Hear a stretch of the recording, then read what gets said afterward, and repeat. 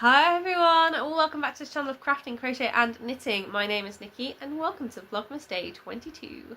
First off, I'm just going to say sorry if you can hear some whirring noise in the background. I woke up this morning to a very foggy and a little bit chilly day and our house hasn't heated up yet. So I've got a little supplementary space heater that I've got on to prevent me from freezing. I would wrap myself in some of my blankets, but they will stop me from being able to reach into my bag and grab the various things out that I want to show you, so I can't do that just yet. I might be able to wrap myself underneath one of them and snuggle up when I start knitting later, but for now I can't. What I will say on the blankets though is this one here is finally actually finished. So I took some time to weave in all the ends. There was absolutely loads of ends to weave in, so as long as you can't see any now as I'm holding this up, I think I got them all. But that does mean that this blanket that I made a couple of years ago now is finally actually finished.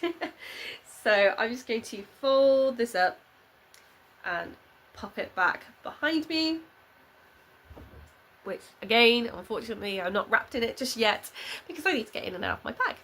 I decided that I wanted to give you a bit of a sneak peek at the cable sweater that I cast on recently. But I have no intention of remaking this jumper because the cabling is a lot of work. Yes, I said that I was not going to make this cable sweater again. It's a little bit complicated and I found it very intricate at the time and a bit of a challenge.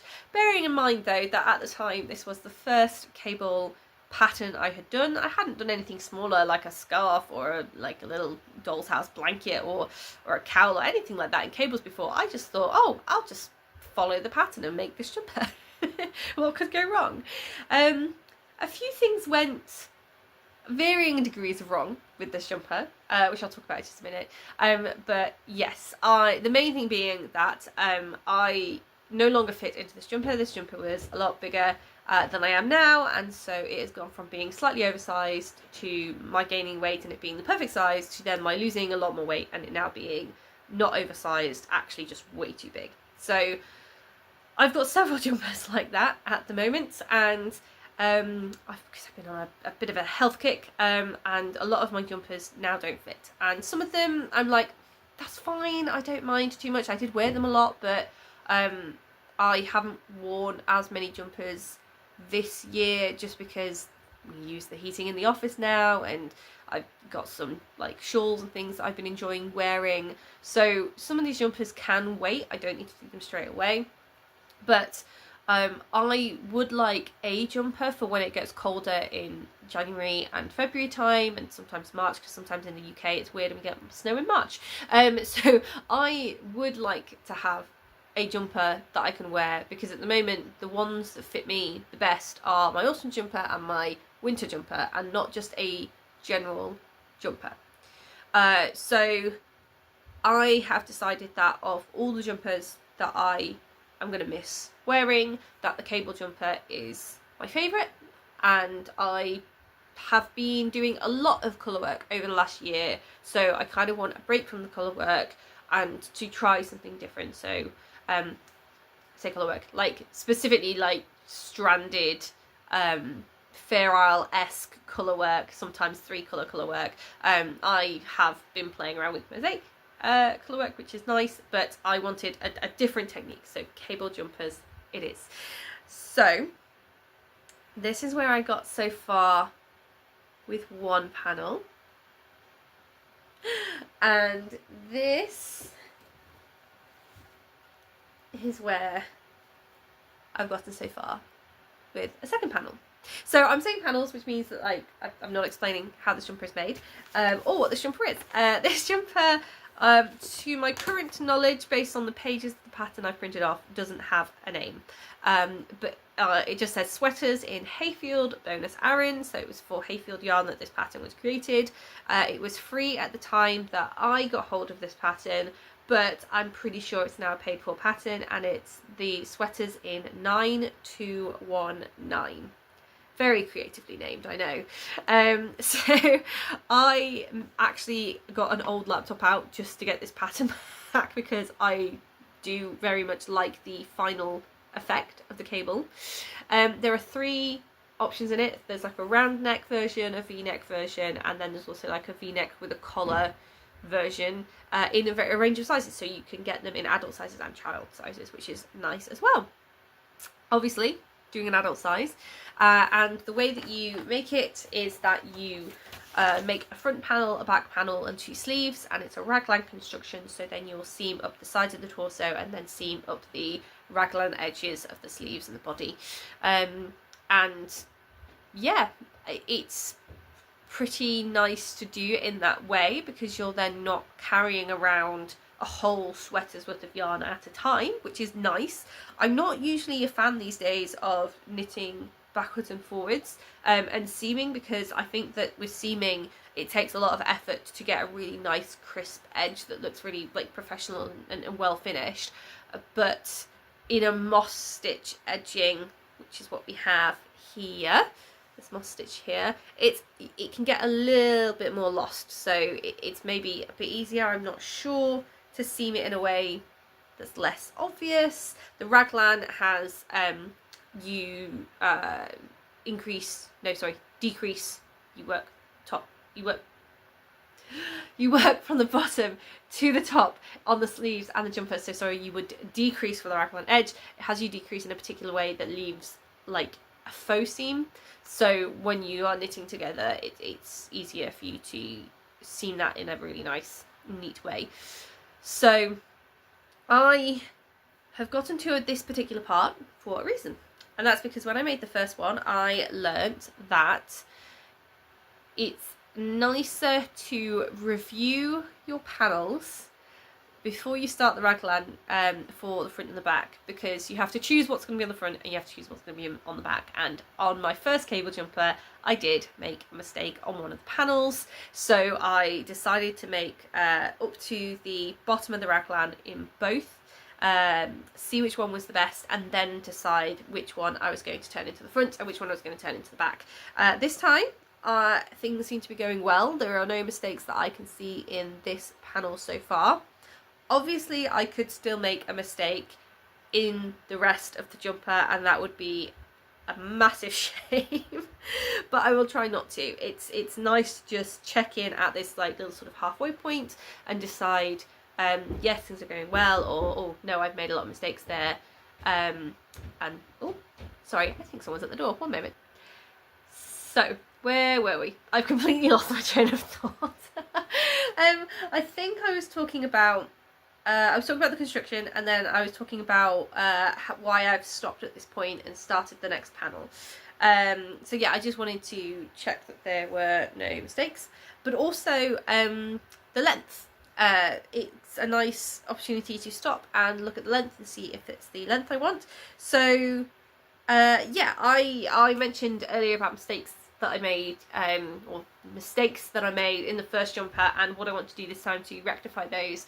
And one of them was length. So one of them was size, one of them was length. Length was a problem because you are told in the pattern to, as is pretty standard in lots of garment construction like this, you're told to knit to a certain number of inches before you start your decreases for the raglan or for the armhole shaping, and I followed that. I measured that and I went up to where they said to go up to, and then realising over the course of the last few years, as I have done, that actually my torso is shorter compared to a lot of people, and I don't like really long outfits compared to a lot of people. I ended up putting this jumper on and discovering that it was in fact too long, the way that I had done it. So the nice thing about having the cable in the middle here and the pattern repeating up the cable is that I could really easily count how many I did last time, and then keep counting how many I'm doing this time and trying to work out, okay, so how many pattern repeats shouldn't I do? So I did 5.5 pattern repeats last time, and this time I thought, okay, well, let's just start with 4, let's see where we're at with 4. The other consideration is that last time I did have the recommended needle sizes that were in the pattern, and this time I've changed those. So let me explain maybe, I guess, more about the sizing situation with the old jumper and why I'm doing things differently with this one. I measured my size for the previous jumper, found the size in the pattern, and then made that one. And I used the recommended needles. I think they were 5 mils and 4 mils for the cuffs, and overall it came out oversized. I don't know if I was expecting it to come out oversized or not. In hindsight, I can see why. So one thing is that the pattern has got quite wide ranges of sizing. So you have 24 and 26 inches for your chest measurement is one size. You have 28 and 30 is another size. 32 and 34 is another size. 36 and 38 is another. 40, 42 is another. And then the biggest one is 44 and 46. So you've actually got these, like, it looks on the surface like you have two sizes, 2 inches. So in the latter one, for example, between 44 and 46, 2 inches. But actually, if you are 43 inches, you need to decide whether you're going to size down or size up. And then if you were 47 inches, you could probably get away with doing the largest size. So there's actually a 4-inch bracket around each of these sizes, and that's a lot of material. Like, I know, because when I have been wearing bigger sizes in the past, there is usually a lot of ease that's also added, and 4 or so inches of ease can add a lot of material to your garment, especially if you're already in a bigger size. But what is also more telling is that some of the bigger sizes have got even more material included, because there is ease in this jumper. So at the smaller sizes, that ease is anywhere from 2 to 4 inches, because the actual measurement is 28 inches for the 24 and 26 size. So if you're size 26 and your final measurement is 28, you've only got 2 inches of positive ease. But if you're size 24 and your final measurement is 28, then you have 4 inches of positive ease. And if you were trying to sneak in there with an oversized jumper as someone with 23 inches, then you're going to have 5 inches of positive ease. So there's a lot of variation within one size in this. The next one up, the 28 to 30 size, comes in at 32, so that's a similar amount of ease. Same with the 32 and the 34 size, that goes up to 36 and a quarter. The 36 and 38 size goes up to 40 and a half. So now we're actually starting to get 2.5 to 4.5 inches of ease. So a bigger size has more ease. The 40 and 42 size has a finished length, has a finished measurement of 45 inches. So that's actually 3 to 5 inches of positive ease. And then the final size is 48 and 3/4 for the 44 and the 46. So that's then 4 and 3/4. So again, nearly 5 inches of ease if you're the smaller end of that size bracket. So what could have happened is that I can't remember my exact measurements at the time, but I might have been on the smaller end of that size. I might have been between two sizes and gone, oh, well, I'll size up because, like, I don't want to get this wrong and I don't want it to be too small. And then what I've actually done is probably made it difficult, because I looked at the ease and went, oh, okay, actually, I've now added loads of ease. So that's one thing that could have happened, because the jumper did end up being oversized, even though I was using the recommended needles. Granted, so I'm not blaming the pattern, because I did not gauge swatch. That is another thing that probably went wrong. I have not gauge swatched for this one either. I'm treating my old jumper as a rough gauge swatch. I'm just going with, it was about right last time, it'll be about right this time. So, but I am making some corrections. So bearing in mind ease and the fact that I personally don't like a lot of ease, I have fundamentally disliked in patterns how bigger sizes seem to have lots more ease. Why, when you already have more material because you're in a bigger size, would you make the garment super baggy in a way that is just not going to be flattering to people of a larger size? Like, it is not flattering to just throw material over us like a blanket and then seam it in a few places and make it look like a jumper. It gives you no shape. It hides any shape you do have that you want to show off. There's so much personal editing that when you're a bigger size you have to do. And I've only learned that in the last year through a lot of trial and error, and that annoys me. That's a little rant of its own. So I'm already thinking, right, I'm going to be paying attention to my upper bust, not my final chest measurement, because my upper bust is my skeleton. That's my actual size that I'm aiming for, and if I need more stitches for my full bust, then I will add more stitches for my full bust. But if there is a lot of ease, I don't need to add stitches for my full bust, so I can go with my upper bust measurements, or at least have a ballpark. Like, rather than assuming I need to round up and size up, I can take my upper bust measurement and I can take my full bust measurement, and if I end up having to go somewhere in between those two, that jumper is probably the right size for me. I don't want to be going any larger than my full bust measurement at any point. That's just something I have learned. So that's one thing that we're going to do here. The other thing is that it's a wide bracket anyway, so I've looked at my measurements, I've looked at like how the previous one came out, and decided to go down a needle size. So I'm using 3.5mm and 4.5mm needles instead of 4 and 5, just to make it a little bit smaller. And then the final thing I'm doing is the length that I spoke about. So I'm going to shorten it. So 4 pattern repeats on this jumper is not the same length as 4 pattern repeats on the previous jumper. This is the thing I have to be careful of, because with the previous jumper I had a bigger size needle, which means that the patterns came out bigger. It is, however, sitting in a reasonable place. So I've stopped at 4. I'm going to do the back, I'm going to pin it together and put it actually around my body, and then see where it sits. Sorry, now I'm sneezing. This is going to be such a jump cutty video. What was I saying? I was saying that I'm going to make the front and the back, I'm going to pin them together and actually put them around my body, and then I can lift it up to where I think my raglan would need to start. And then I'm tempted at that point to do the sleeves, because I'm not going to be editing the sleeves very much other than length, and I have more wiggle room in the length, because I like short sleeves. I'm wearing like 3/4 length sleeves in my t-shirts even now, and the jumpers that I've made, my colourwork jumpers that I've made recently, I have made ever so slightly shorter. Some people probably look at it and think, oh, isn't it a shame that you didn't do enough sleeves, or you ran out of yarn? No, I wanted them this way. I want my hands to be totally free. I want my wrists with my watch and bracelets to be free. I don't want them catching on my yarn. So for me, I've got that space in this sleeve where I can go, okay, well, looking at what I did, and I think it was like 5.5 repeats on, no, that was the main, wasn't it? Was it, there was more on the sleeves. So maybe it was like a full 6 repeats on the sleeves before I started work on the raglan. So I'm looking at that thinking, okay, that they were slightly too long. I could get away with it, but they were slightly too long because everything drops.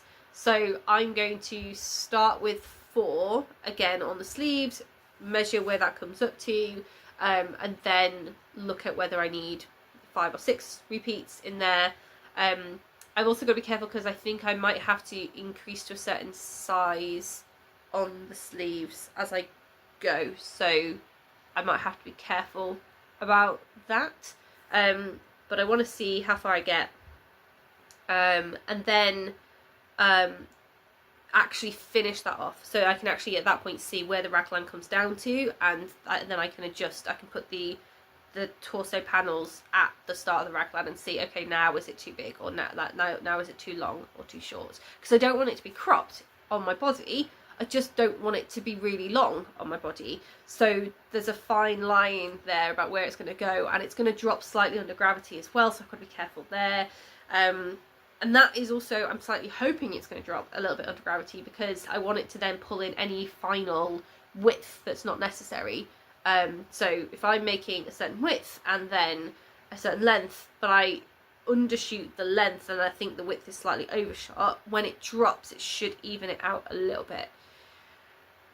That's a lot. That's quite complicated, and some of these things are within my control and some of these things are not. Like, I can't control how much it drops when it's blocked or under gravity so much, but I can control how many pattern repeats I do and hopefully get to the right stage.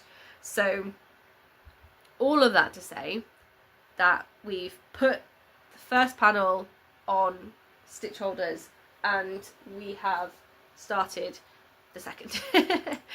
So I do have another set of 4.5mm needles that I could be using. I could have just left the previous one on the needles, but I've been finding that I prefer, for this going backwards and forwards, I prefer having a long needle length, and my other needles are slightly more for like the cuffs when you've got that smaller circumference and you're in the round. These won't bend properly, you can see, whereas smaller needles will give you a rounder effect, so it's easier to then actually hold them together.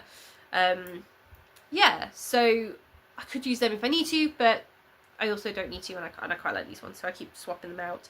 I have plenty of cables, so I stocked up on cables last year or the year before, so I've got plenty of cables. I can do my sleeves on a separate cable, I can do both sleeves on a separate cable, and I've got these 2 panels on separate cables, so we are good to go on cables, and I can just make up the different components. And I suppose what's nice about that is that you don't finish the torso and then think, oh, now I've got to do the sleeves.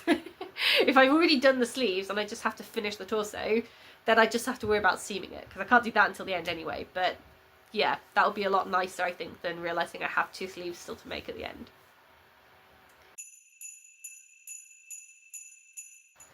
So I'm realising that I probably need to wrap this video up, because I have spoken a lot about the cable jumper. I'm really enjoying it, which is why I've just been absolutely rambling along. I'm enjoying seeing the progress that I've made from 5 years ago to now, and how much easier the experience is knitting this jumper now. But I have spoken about it long enough. I have got lots of jobs to do, because for the first time since we got this house, we are hosting a big Christmas dinner. We've hosted a few family members before at a time, but we've never had 8 of us in the house at the same time before. I'm actually really looking forward to it. We said when we got this house that it would be perfect for having company, and we've moved the furniture around to make it really cozy, like a cozy corner over in what is normally the dining room, and now has a sofa in it and the tree in it, so you can have like one conversation over here. Then there's this corner here with the sofas, you can have a conversation here, and then the table is now in the lounge, because the lounge is bigger, so it can extend out to fit us all around. It's currently compacted away in the corners, it's not in the way, but we need to get that out and lay it, and I need to prepare food, so I'm really looking forward to all of that. But it's going to be a busy day, and I need to wrap this video up here so that I can go and plan everything for it. It has been great to chat, and I will see you again soon for another Vlogmas. Bye!